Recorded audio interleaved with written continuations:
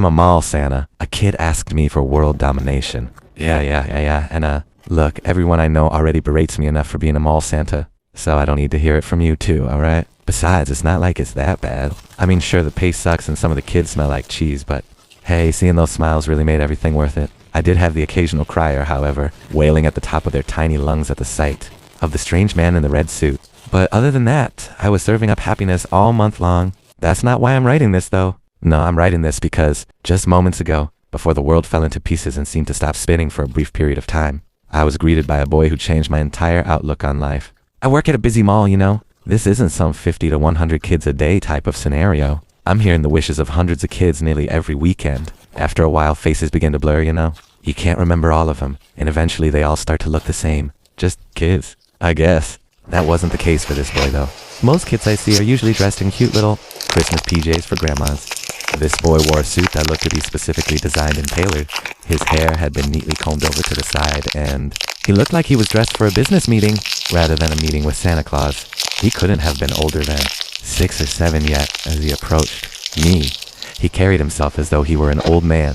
Ever so slowly, he shuffled towards my lap as I looked on, trying to hide my underlying nerves behind a smile fit for jolly old St. Nicholas.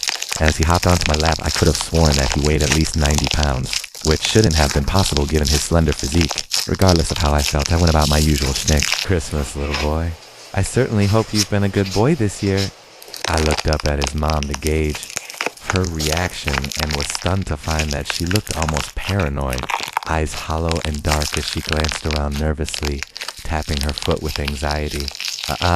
Why don't you tell Santa what you'd like for Christmas this year?